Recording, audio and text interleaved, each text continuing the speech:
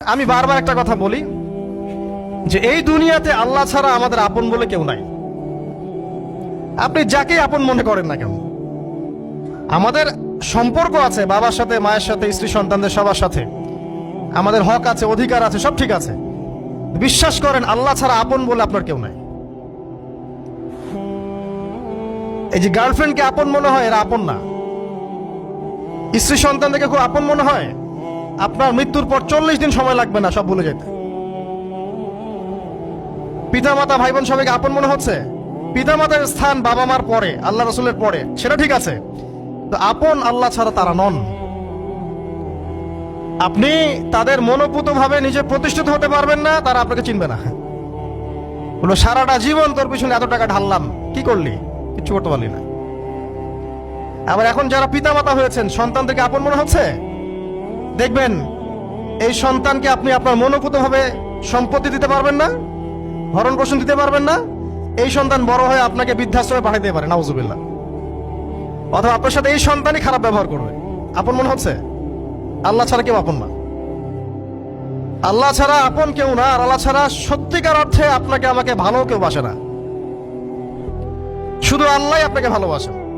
এটা আপনারা হারে হারে উপলব্ধি করবেন যত দিন যাবে ইনশাআল্লাহ। তাই শুধু সেই আল্লাহর জন্যই নিজেকে খালেস করে দেন, আর যার যার হক তাকে তাকে দিয়ে দেন। দুনিয়াতে শান্তিতে থাকার ফিলোসফি বলছি, philosophy of happiness in this হায়াতুদ দুনিয়া, সেটা হচ্ছে যার যার হক তাকে তাকে দিয়ে দেন, নিজের হক আল্লাহর কাছে চেয়ে নেন। আর দুনিয়াকে আপন মনে করবেন না, আল্লাহ ছাড়া কাউকে আপন মনে করবেন না। আপনি সুখে থাকবেন ইনশাআল্লাহ। দুনিয়ার দাসত্ব করবেন, আল্লাহ ছাড়া অন্য মানুষদেরকে আপন মনে করে নিবেন, দেখবেন আপনি পদে পদে কষ্ট পাবেন। কারো কাছে আশা করেন না, কষ্ট পাবেন না। আমি এই প্রসঙ্গে কথাগুলো বললাম যে দুনিয়াকে আপন মনে করতে নাই, আর আল্লাহকে আপন মনে করতে হয়। আল্লাহকে আপন মনে করলে তখন আমার উপর কিছু দায়িত্ব চলে আসে।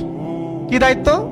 আল্লাহ আমাকে সৃষ্টি করেছেন, রিজিক দিয়েছেন, লালন পালন করছেন, বাঁচিয়ে রেখেছেন, তার হাতে আমার মৃত্যু, তার হাতে সবকিছু।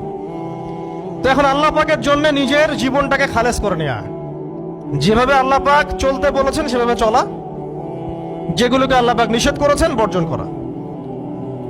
আর রাসূলুল্লাহ সাল্লাল্লাহু আলাইহি ওয়াসাল্লামের সুন্নাহ আল্লাহ পাক রেখে দিয়েছেন আমাদের সামনে। এই সুন্নাহগুলো যদি আমরা অনুসরণ করতে পারি, ইনশাআল্লাহ এই দুনিয়াতে কিছু পাই বা না পাই, ইনশাআল্লাহ পরকালে আপনি আল্লাহর ক্ষমা পাবেন ইনশাআল্লাহ তাআলা। কোরআনের সূরাগুলার অর্থ সব খুতবায় বলা যায় না, সময় সংকুলন হয় না। এত চমৎকার ওয়াদ-দুহা সূরা আছে না, শপথ দ্বিপ্রহরের, ওয়াল-লাইলি ইযা সাজা, শপথ রাতের যখন সেটা আচ্ছাদিত হয়। মা ওয়াদ্দাআকা রাব্বুকা ওয়া মা ক্বালা, আল্লাহ কত মায়া দিয়ে তার নবীকে বলছেন যে তোমার আল্লাহ তোমাকে ছেড়েও দেন নাই, তোমার আল্লাহ তোমাকে ছেড়ে দেন নাই। ওয়ালা সাউফা ইউতিকা রাব্বুকা ফাতারদা, শীঘ্রই তোমার রব তোমাকে দান করবেন এবং তুমি সন্তুষ্ট হয়ে যাও। দুনিয়াতে চলতে গেলে দুঃখ কষ্ট হয় না? যারা ঈমান নিয়ে চলে ওদের দুঃখ কষ্ট বেশি হয়। তা আল্লাহ বলছেন টেনশন করো না, কষ্ট পেও না, তোমার রব তোমাকে ছেড়ে দেননি। ওয়ালা সাউফা ইউতিকা রাব্বুকা ফাতারদা, তোমার রব তোমাকে শীঘ্রই দান করবেন আর তুমি সন্তুষ্ট হয়ে যাবে। আলাম ইয়াজিদকা ইয়াতীমান ফাআওয়া, আল্লাহ বলছেন আল্লাহ কি তোমাকে ইয়েতিম রূপে পাননি? এরপর আল্লাহ কি তোমাকে প্রতিপালন করে বড় করেননি? ওয়াজাদাকা দাল্লান ফাহাদা, আল্লাহ কি তোমাকে পথভ্রষ্ট পান নাই? তোমাকে আল্লাহ পাক হেদায়েত দেন নাই? তো আল্লাহ যে এগুলো করেছেন, সে আল্লাহ তোমাকে পরকালে ইনশাআল্লাহ ভালো রাখবেন। ফাআম্মাল ইয়াতীমা ফালা তাকহার, তো তুমি ইয়েতিমদের প্রতি কঠোর হয়ো না। ওয়াম্মা সাইলা ফালা তানহার, কেউ চাইলে তার হাতকে খালি ফিরিও না, ধমক দিও না।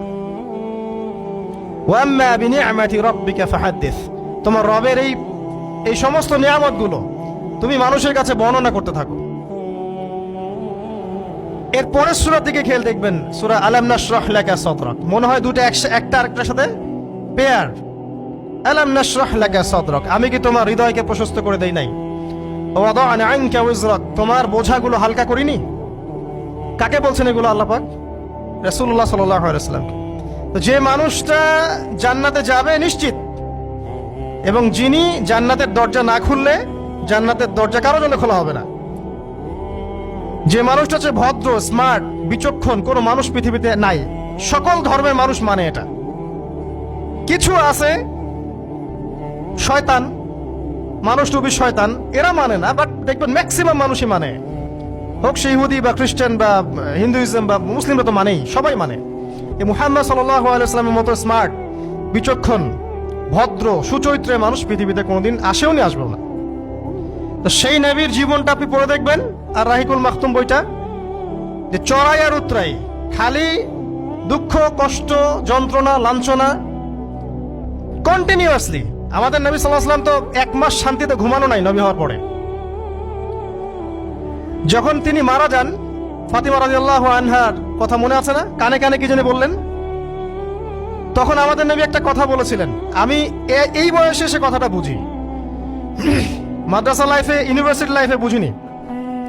নবীজি বলেছিলেন তার মেয়েকে, ফাতিমা রাদিয়াল্লাহু আনহা তার কষ্ট দেখে কান্নাকাটি শুরু করলেন। আমাদের নবীজি তাকে কাছে ডেকে বললেন কানে কানে যে কি জানি একটা বললেন।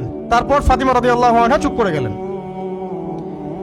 তো পরে জিজ্ঞাসা করা হলো কি বলেছিলেন, তিনি বললেন আল আব্বাজান বলেছেন আজকের পর তোমার আব্বার কোনো কষ্ট থাকবে না, আর তুমি আমার পরিবারের মধ্যে সবার আগে আমার সাথে সাক্ষাৎ করবে।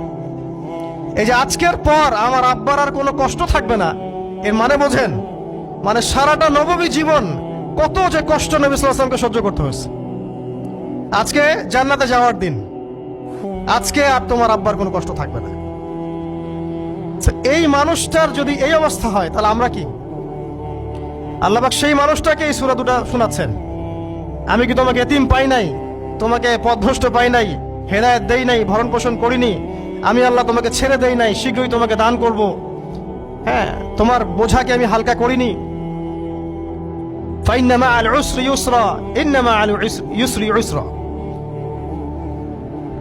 কষ্টের সাথেই স্বস্তি আছে, নিশ্চয়ই কষ্টের সাথেই স্বস্তি আছে। ফাইদা ফারাগতা ফানসাব ওয়া ইলা রাব্বিকা ফারগাব। যখন তুমি অবসর পাবে তখন তোমার রবের দিকে একনিষ্ঠ হও। এটাই বলতে যাচ্ছি আমি আপনাদেরকে, যে আমাদের উচিত শুধু আল্লাহর দিকে একনিষ্ঠ হওয়া, দুনিয়াকে ভালো না বাসা, কিচ্ছু না দুনিয়াটা। আমার চেয়ে ভালো আপনারা এটা জানেন না, কিচ্ছু না দুনিয়াটা, মানে মুহূর্তে ডিজাস্টার হয়ে যেতে পারে।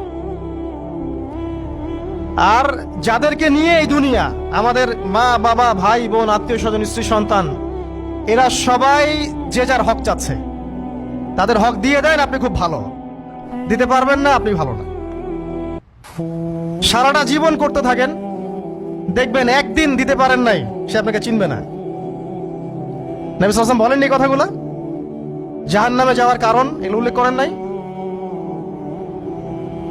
কিসের আত্মীয় আর কিসের আপনজন আর কিসের অফিসের বস আর কিসের কি, সবাই সবার স্বার্থ নিয়ে পড়ে আছে। শুধু একজন সত্তা আপনার কাছে স্বার্থ চায় না, সে কে? আল্লাহ পাক। এটা যদি বুঝতে পারেন তাহলে দেখবেন মনটা আল্লাহর দিকে নরম হয়ে যাবে। আর মুসলিমদের এখন এই মানসিক আত্মশুদ্ধিটা বেশি দরকার। আমরা কেন যেন অস্থির জাতি হয়ে গেছি এখন, একটা মানসিকভাবে শান্তি নেই আমাদের মধ্যে। খেয়াল করে দেখবেন সারা দিন দুশ্চিন্তা, দুর্ভাবনা, পেরেশানি। নামাজে আসি তাও মনে হয় যত তাড়াতাড়ি নামাজ শেষ করতে পারলে বাস। 5 মিনিট 4 রাকাত নামাজ, আর ইমাম যদি ভুলে 10 মিনিট পড়ায় তো চাকরি নট। খতিব খুতবা দিবে 30 মিনিট ঘড়ি ধরে বলে দিবে, ভুলে যদি 10 মিনিট বেশি দিয়ে ফেলছে, আজকে আসছেন ভালো কথা, হাদিয়া নিয়ে যান, পরের দিন আর আসেন না। অস্থির। অস্থিরতার কারণ দুনিয়ামুখিতা, আল্লাহ থেকে দূরে থাকা।